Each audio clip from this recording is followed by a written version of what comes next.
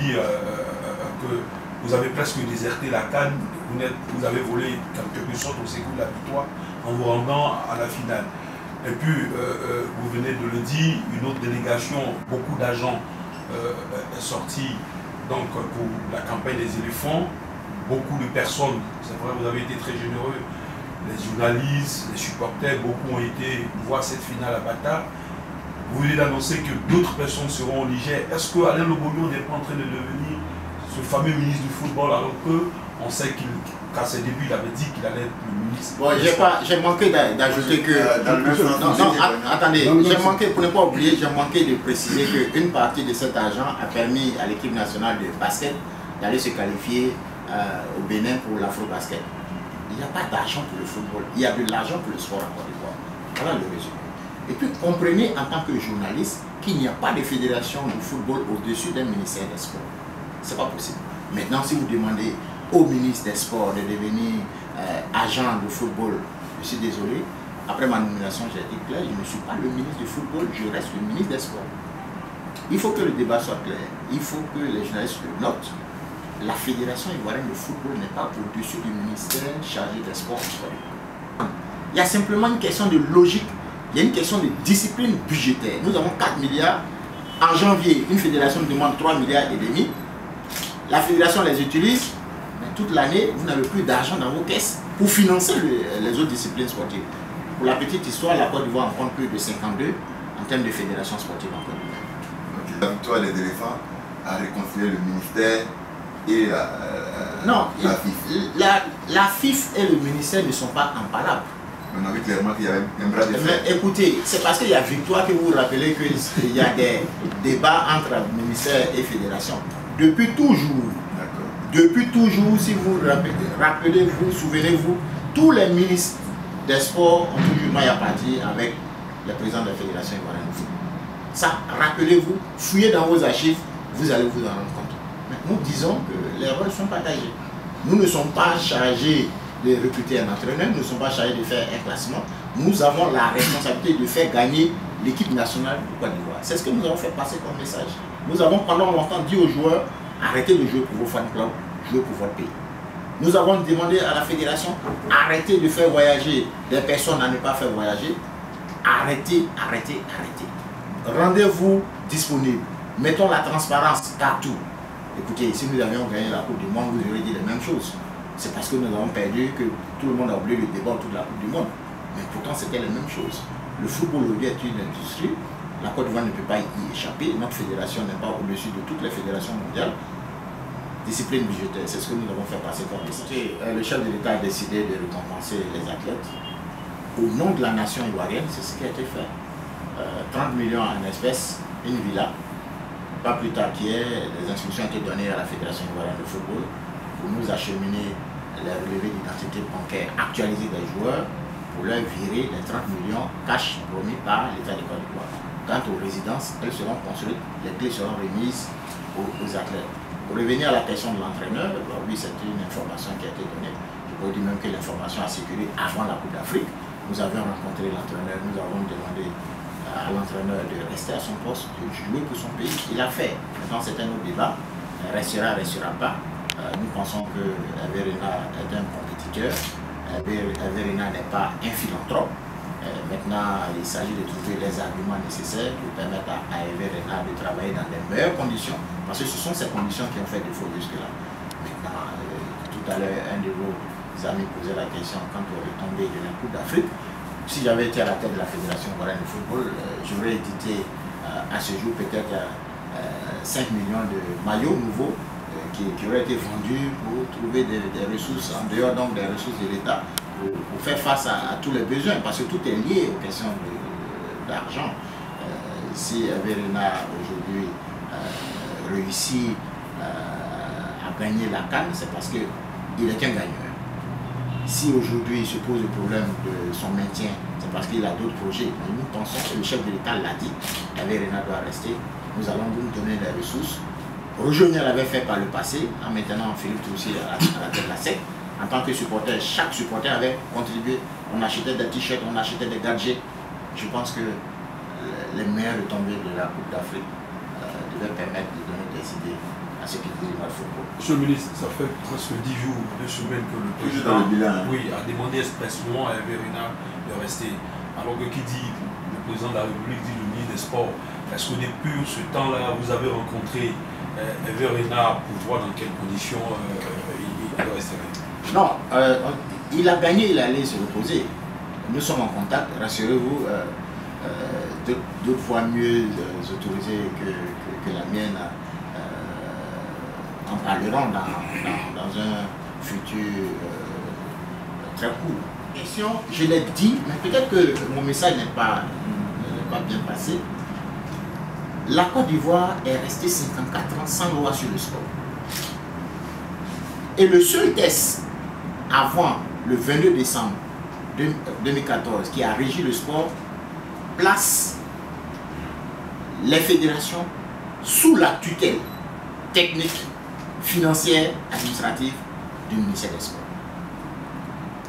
Ce test, nous avons estimé qu'il était dépassé, mais surtout que la Côte d'Ivoire, qui se veut grande nation sportive, devait se doter d'une loi sur le sport. C'est ce qui a été fait.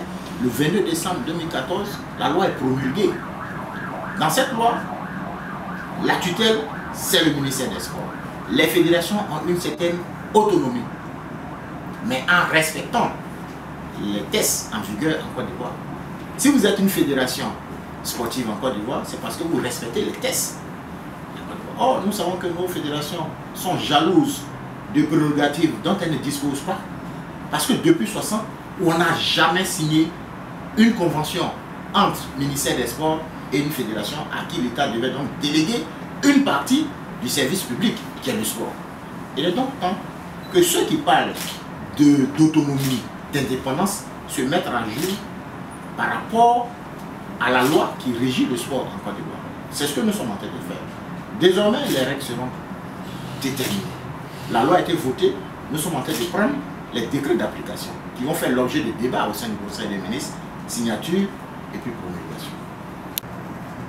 Entre 2006 et 2014, vous avez eu 26 nouvelles fédérations qui ont vu le jeu. On n'a pas balisé le terrain. Parce que en 2006, le gouvernement avait décidé d'élargir les bénéficiaires de la parafiscalité à l'ensemble des fédérations sportives. Donc des gens ont eu des idées, ils ont créé plein de fédérations sportives. Pour de l'argent, on crée des fédérations sportives. Et on a laissé l'essentiel. L'essentiel, c'était les infrastructures, l'essentiel, c'était la formation des athlètes, l'essentiel, c'était la construction et la formation même des encadreurs. Désormais, ça je peux vous le dire, la liste sera très courte. Les fédérations sportives, on n'en aura pas plus de 30 en Côte d'Ivoire. Parce qu'il y a des règles, il y a un décret qui va déterminer la liste des fédérations sportives, donc des fédérations de haut niveau. C'est quoi le haut niveau en Côte d'Ivoire? Nous avons notre petite idée, mais déjà je peux vous dire que pour être une fédération sportive de haut niveau, il faut que la discipline soit pratiquée dans au moins 60 pays dans le monde. En Afrique, il faut que cette discipline soit pratiquée dans au moins 30 pays. Et en Côte d'Ivoire, il faut que cette discipline ait des associations sportives dans au moins chacun des départements que compte notre pays. Si vous faites ça, vous sortirez une carte bien lisible, vous verrez un sport compétitif, parce que certaines fédérations sont localisées seulement qu'à Abidjan, et ce sont ces fédérations qui passent tout leur temps dans les journaux, sur les antennes de l'État, à dire l'État refuse de nous financer. Vous êtes autonome, financez-vous. Si vous voulez respecter la loi, vous aurez les ressources qu'il faut. Aujourd'hui, si nous faisons le décompte, moins de 5 fédérations peuvent se tarder d'être des fédérations sportives de haut niveau. Malheureusement, c'est ce qu'il y a. Et la presse doit nous aider à faire comprendre à certaines fédérations, vous n'êtes pas compétitif en Côte d'Ivoire, mais vous ne pouvez pas chercher à voyager. Le principe aujourd'hui, c'est de dire, on veut voyager. Mais on voyage pourquoi? Souvenez-vous, en 2013, une fédération, je ne la citerai pas, a organisé ici un championnat d'Afrique avec 2 pays. Donc la Côte d'Ivoire plus le pays. Ça ne fait pas sérieux pour un pays comme la Côte d'Ivoire. Donc désormais, nous allons baliser le terrain. Une fédération doit avoir un minimum d'athlètes. Parce que c'est l'argent du contribuable que nous prenons pour financer. l'ensemble des fédérations. En France, vous n'allez pas demander à la Fédération française de football d'aller demander au ministre Macron de lui donner de l'argent pour son fonctionnement. Une internaute a une préoccupation. Patricia Nyandaki Lorignon. Elle dit d'abord bravo, monsieur le ministre. Mais au niveau du basket, qu'en est-il de la Ligue ivoirienne semi-pro, avec l'assurance que les salaires des joueurs seront assurés mensuellement par la tutelle? On peut y croire, espérer ou pas du tout? Écoutez, ça fait plusieurs semaines que j'attends le projet sportif de la Fédération ivoirienne de basket. Ce matin, il y a eu une bonne séance de travail avec la Fédération pour lui faire comprendre que lorsque le ministère vous donne des idées, il ne revient pas au ministère de rédiger le projet sportif qui doit faire l'objet de financement. C'est la même chose pour la Fédération ivoirienne de football. Le 18 février 2013, dans les locaux de la Fédération, nous avons eu une séance de travail qui a été sanctionnée d'un communiqué publié par le président de la Fédération. Dans ce communiqué, il est clairement dit que le ministère attend un projet de relance du football. Aujourd'hui, je lis qu'on attend un livre blanc à la présidence. Ça fait 2 ans que nous attendons un projet de relance du football. C'est la même chose pour le basket. Nous avons clairement dit à la Fédération ivoirienne de basket que le basket doit sortir des rues. Le basket doit retourner dans les écoles, dans les lycées et collèges, dans les universités. Nous avons proposé à cette fédération de créer une ligue majeure de basket, avec des clubs capables d'avoir en leur sein des joueurs capables de livrer du basket de haut niveau. Nous avons donné des pistes. Un tiers d'athlètes issus des lycées et collèges que l'État allait prendre en charge en leur octroyant une bourse sportive. Un tiers d'athlètes émanant des universités et grandes écoles que l'État allait prendre en charge en leur octroyant des indemnités. Et puis un tiers d'athlètes émanant donc des autres secteurs d'activité de l'État. Et maintenant, David Israël, lui, se préoccupe plus de la fédération des rallyes, où on a eu la Côte d'Ivoire championne d'Afrique en 2014. Quelle est la situation à ce niveau, au niveau de cette fédération? Écoutez, la Fédération ivoirienne de sport automobile est l'une des fédérations que moi je classe dans les disciplines à fort impact touristique et donc économique. Lorsque Alain Ambrosino a pris les rênes de la fédération, il s'est fixé pour objectif de ramener le rallye de Côte d'Ivoire au championnat d'Afrique des rallyes. C'était le cas. Il s'est inscrit à ramener le championnat de Côte d'Ivoire au calendrier du championnat du monde. Il a essayé l'année dernière à un point près, c'est l'Afrique du Sud qui s'est classée avant la Côte d'Ivoire. Cette fédération est à saluer. Alain Ambrosino fait du beau travail. La dernière fois que la Côte d'Ivoire a été championne d'Afrique au niveau du rallye, c'était en 87 avec Alain Ambrosino. Et l'année dernière, un athlète né en 87, Gary Chen, est devenu champion d'Afrique. Cette fédération mérite un soutien financier de la part de l'État. Hier, nous avons eu une bonne séance de travail avec le président de la fédération. Le budget pour le 41e rallye de Côte d'Ivoire qui aura lieu du 4 au 8 mars prochain à Yamoussoukro a été validé. La fédération fait son travail. La Côte d'Ivoire sera présente cette année au niveau du championnat africain des rallyes. Parce que nous disons qu'un véhicule qui remporte un championnat d'Afrique, c'est les véhicules en Côte d'Ivoire qui doivent copier l'exemple pour que notre atmosphère au niveau de la circulation soit des plus nette. On vous voit très engagé pour un principe, c'est-à-dire gagner. Est-ce que ce sera une obligation désormais pour cette fédération de gagner bien avant d'avoir leur soutien? Effectivement, mais non, disons que l'argent vient, il y a toujours un soutien qui se fait. Ce matin, je le disais à la fédération de basket que vous avez l'argent de la parafiscalité, mais on ne vous sent pas défendre vos droits sur cet argent. Il y a de l'argent pour financer le sport en Côte d'Ivoire. Sans avoir recours à une communication, il y a de l'argent. Une bonne partie de l'argent du tabac, puisqu'il ne fallait pas abandonner cette manne financière, est dédiée au financement du sport en Côte d'Ivoire. Qu'est-ce qu'on fait de cet argent? Une partie sert au ministère pour construire les infrastructures. Là, à ce niveau, nous avons utilisé une bonne partie, nous avons utilisé une très bonne partie pour achever l'ensemble des études pour la construction de nouvelles infrastructures, maintenant pour les fédérations.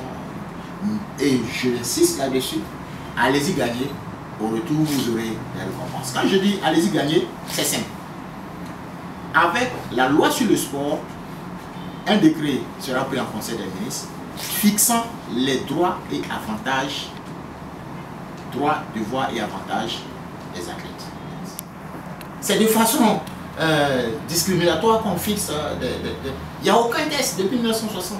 Mais maintenant qu'il y a la loi sur le sport, est-ce que on vous entend depuis dire que désormais les victoires auront des récompenses bien précises? Est-ce que dans l'organisation de cette loi, ce que vous appelez les lois organiques, des décrets seront pris, des arrêtés seront pris pour que on sache désormais que celui qui a une médaille d'or aura des sommes, et est-ce que cette somme-là sera identique au niveau pour toutes les disciplines? Parce que justement, je voudrais embrayer là-dessus, parce que justement, des disciplines pourraient être frustrées, notamment au niveau de l'athlétisme. On voit Muriel Laoré qui donne fort, au niveau du taekwondo, champion du monde. Et donc, il y a des disciplines qui, sur le plan mondial, se positionnent au niveau du position de la Côte d'Ivoire. Une question. Est-ce que les fédérations ont été suffisamment sensibilisées sur les décrets d'application? Mais les décrets d'application sont en train d'être rédigés. À la faveur de la Coupe d'Afrique des Nations, nous avons travaillé. Certains auraient voulu voir le ministre Alain Loubian faire 4 semaines à Malago, laisser sa famille, laisser son ministère. Je suis ministère des Sports, la promotion de la jeunesse, des loisirs. J'ai du boulot. J'ai profité de cette Coupe d'Afrique pour travailler sur mes tests. Et aujourd'hui, les tests sont sur la table du Conseil national des sports, qui a en son sein des représentants du mouvement sportif. Ensemble, ils vont se prononcer, mais toujours est-il que le principe est simple. Le maillot national est un maillot national que porte tous les athlètes. Le football a sa particularité. En France, le vainqueur de l'Euro sociétaire de l'équipe nationale, le football n'a pas les mêmes avantages que celui qui remporte l'Euro au niveau du basket. Je veux dire qu'il y a des primes exceptionnelles qu'on paye. Mais dès lors où vous rentrez en équipe nationale avec une prime de sélection, la prime de sélection doit être la même pour tous les athlètes. L'origine des crises, c'est toujours des visées, les gens veulent contrôler l'argent, qui n'existe pas d'ailleurs. Lorsque les fédérations se mettent en mouvement, vous les laissez, elles vont se battre, elles vont revenir. Moi-même, en tant que ministre des Sports, les fédérations ont fait une grève historique sur les antennes de la télévision d'État. On dit que c'est une grande première en Côte d'Ivoire. Je me rappelle que ça a ouvert ce jour-là le journal télévisé, mais jusque-là, j'attends l'édition où on va annoncer la fin de cette grève. Ce n'est pas encore arrivé. Donc, laissez, mais les problèmes seront réglés. Le Sénat a un rôle à jouer.